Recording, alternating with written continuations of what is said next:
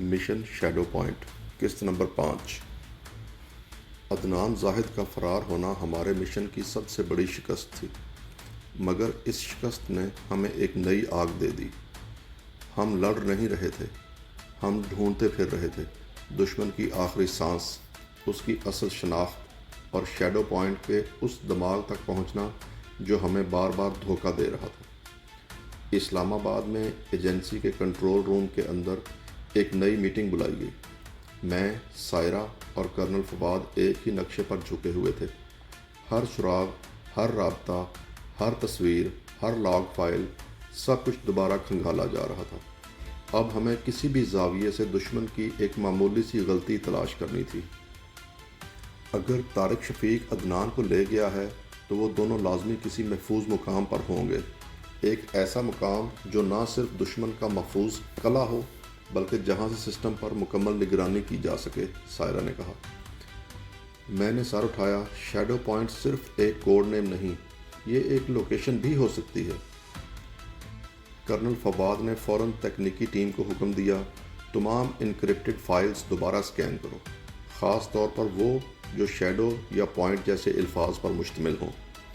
10 گھنٹے بعد ایک نتیجہ سامنے آیا، ایک فائل جس میں بار بار SP-47 کا ذکر تھا، اور یہ فائل ایک پرانے عسکری نیٹ ورک میں دفن تھی جسے کئی سال پہلے ڈی ایکٹیویٹ کیا گیا تھا۔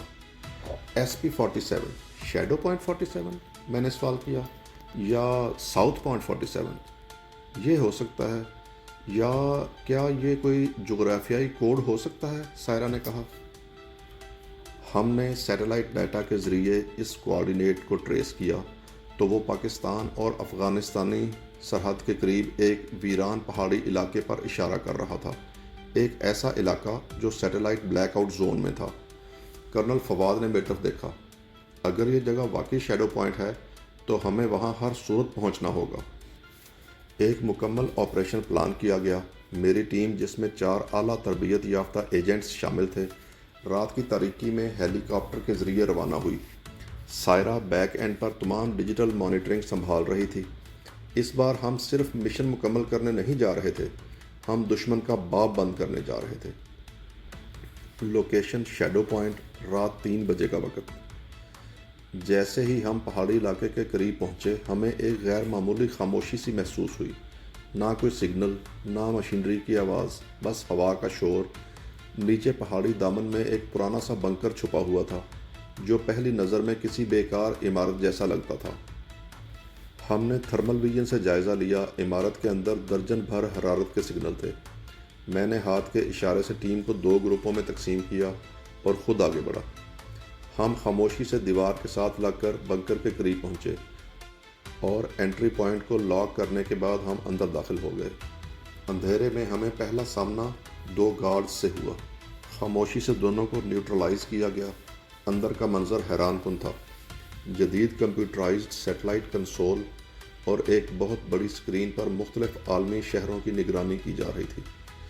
یہ صرف بنکر نہیں تھا، یہ دشمن کا مرکزی کمانڈ سینٹر لگ رہا تھا۔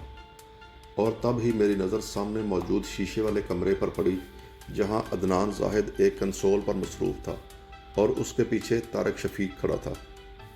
میں نے وائرلیس پر سائرہ کو اطلاع دی، ٹارگٹس ان سائٹ، لیکن ایک تیسرا فرد بھی موجود ہے جس کا چہرہ ابھی نہیں دکھا۔ اسی لمحے ایک سایہ سا لہرایا اور میرے سامنے آ گیا۔ اس نے دھیرے سے نقاب ہٹایا اور میرا جسم جیسے ساکت سا ہو کر رہ گیا۔ بریگیڈیئر خرم نواز، تو تم ہی شیڈو پوائنٹ کے ماسٹر مائنڈ ہو، میں نے بڑبڑاتے ہوئے کہا۔ خرم نواز نے مسکرا کر کہا، ہاں، وہ میں ہی ہوں جسے یہ ملک بھول گیا تھا، جس کی خدمات کو فائلوں میں دفن کر دیا گیا۔ اب میں ان کے ساتھ ہوں جو طاقت میں ہیں۔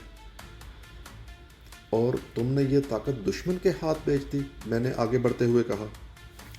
نہیں حیدر، میں نے صرف وہی کیا جو ہر ذہین انسان کرتا ہے، طاقتور کے ساتھ کھڑا ہوا ہوں۔ پھر جان لو، آج یہ طاقت ختم ہونے والی ہے۔ اسی لمحے فائرنگ شروع ہو گئی۔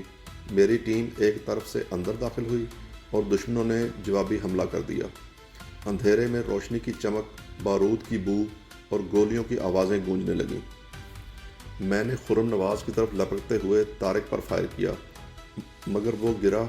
ساتھ ہی عدنان نے پیچھے سے مجھے ہٹ کرنے کی کوشش کی۔ میں نے پلٹ کر اسے زخمی کر دیا اور خرم کی طرف لپکا۔ یہ تمہارا انجام ہے خرم، میں نے کہا، لیکن وہ مسکرایا۔ نہیں حیدر، اصلی انجام تمہارے لیے ہے۔ اس نے بنکر کے پینل پر ایک بٹن دبا دیا، خود کار تباہی کا بٹن۔ سائرہ کی آواز وائرلیس پر آئی، حیدر 5 منٹ کے اندر اندر بنکر تباہ ہو جائے گا، فوراً وہاں سے نکلاؤ۔ میں نے عدنان کو کاندھے پر ڈالا، طارق کی لاش کو چھوڑا اور خرم کو پکڑنے کی آخری کوشش کی، مگر وہ بھاگ چکا تھا، پیچھے ایک خالی سرنگ چھوڑ گیا۔ ہم نے بمشکل بنکر سے باہر نکل کر ہیلی کاپٹر سے رابطہ کیا اور 5ویں منٹ کے اختتام پر شیڈو پوائنٹ کا وہ بنکر ایک زوردار دھماکے سے زمین بوس ہو گیا۔ ہم زندہ تھے، عدنان زندہ تھا مگر شدید زخمی، طارق مارا گیا اور خرم غائب۔ واپسی پر عدنان نے زبان کھول دی۔ اس نے دشمن کے تمام نیٹ ورکس، خفیہ فنڈز اور ان کے دیگر نیٹ ورک کا مکمل نقشہ دے دیا۔ ہمیں ایک کے بعد ایک سراغ ملتا چلا گیا اور چند ہفتوں میں درجنوں گرفتاریوں کے بعد دشمن کا شیڈو نیٹ ورک مکمل طور پر ختم کر دیا گیا۔ ایجنسی نے عدنان کو مکمل تحفظ فراہم کیے رکھا۔ اس کی معلومات بہت قیمتی تھیں اور وہ اب توبہ بھی کر چکا تھا۔ میں ایجنسی کے ہیڈ کوارٹر کی چھت پر کھڑا تھا، سارہ میرے ساتھ۔ یہ سب ختم ہو گیا؟ اس نے دھیرے سے پوچھا۔ میں نے آسمان کی طرف دیکھا۔ نہیں، شیڈو کبھی مکمل طور پر ختم نہیں ہوتا، لیکن ہم نے ایک بڑا سایہ ختم کر دیا ہے۔ سائرہ نے مسکرا کر کہا، اور تم اب بھی جاگ رہے ہو؟ میں نے ایک بار پھر آسمان کی طرف دیکھا اور دھیرے سے کہا، ایجنٹ کبھی نہیں سوتا۔ ایسی ہی مزید کہانیوں کے لیے چینل کو سبسکرائب کریں، ویڈیو کو لائک کریں اور دشمن کے ہر سائے پر نظر رکھیں۔ میں ہوں ایجنٹ حیدر۔